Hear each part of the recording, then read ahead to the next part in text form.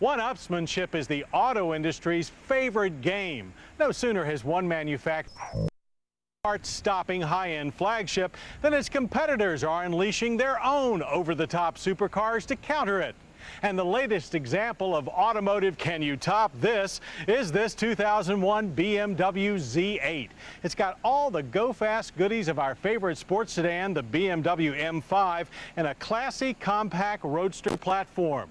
So, can the competition top this?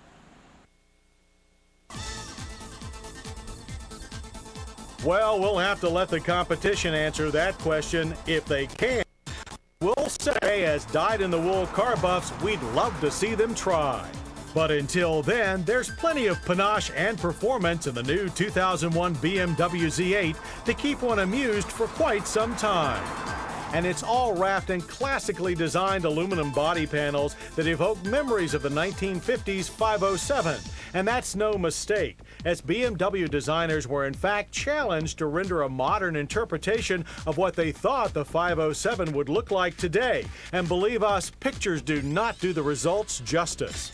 Now, that classic challenge was met with thoroughly high-tech means, as the alloy bodywork also covers an aluminum space frame and suspension components. That hugged the road with 18-inch cast aluminum wheels sporting Z-rated run-flat rubber.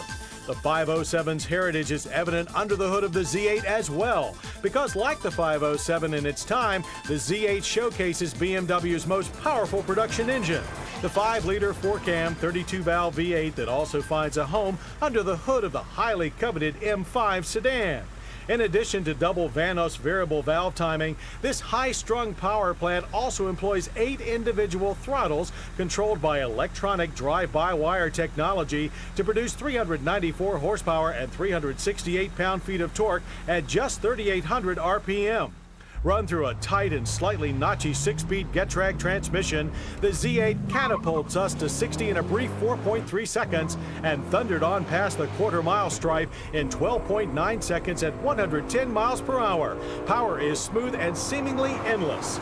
And during a few shakedown laps around Summit Point Raceway's Jefferson Circuit, our drivers noticed how easily the car can be steered with a responsive throttle. In fact, the Z8 offers a choice of either sport or normal throttle sensitivity settings thanks to dynamic throttle control. Of course, it doesn't hurt that the Z8 has an ideal 50-50 front-to-rear weight ratio. And in addition to the high-strength aluminum components and the double pivot strut-type front and 4-link integral rear suspension, the Z8 also uses stout anti-roll bars and twin-tube gas shocks to keep the car planted and under control. But should your exuberance surpass the red line, there's a host of technology safety nets like dynamic stability control and corner brake control to keep you from hurting yourself. Not to mention the meaty 13.1-inch front, 12.9-inch rear ventilated disc that, governed by ABS, brought us to a stable and controlled stop in 114 feet. If there's a chink in the Z8's performance armor, it's in the vague feel and anemic feedback of the steering. When it comes to ride quality, staff reaction was mixed, with some feeling the ride too harsh for a luxury-oriented roadster, while others found it well-suited to the car and their liking. We all agree, however, the car is tight and rock solid.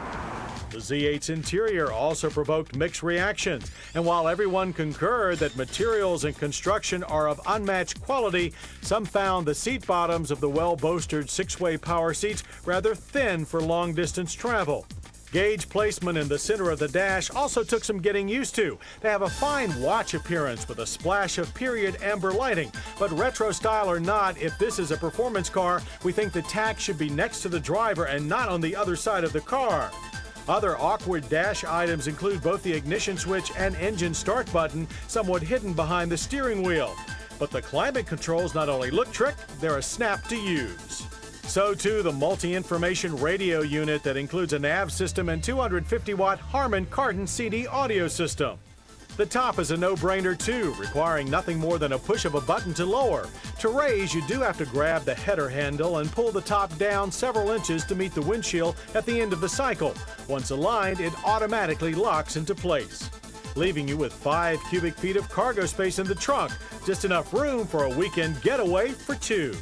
As some of you may recall, the Z8 was James Bond's four-wheel mode of transportation in 007's latest flick.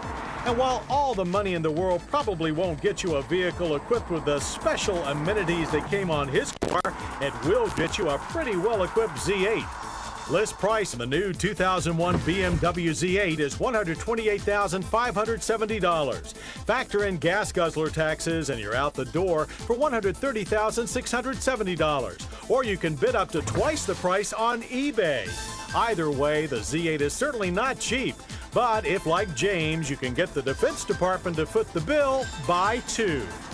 With its classic styling and ultra-modern powertrain and suspension, the BMW Z8 offers the well-heeled roadster enthusiast the best of both worlds.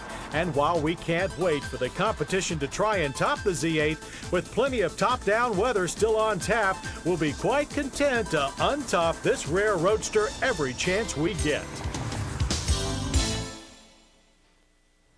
I hope you'll join us next week for more Motor Week.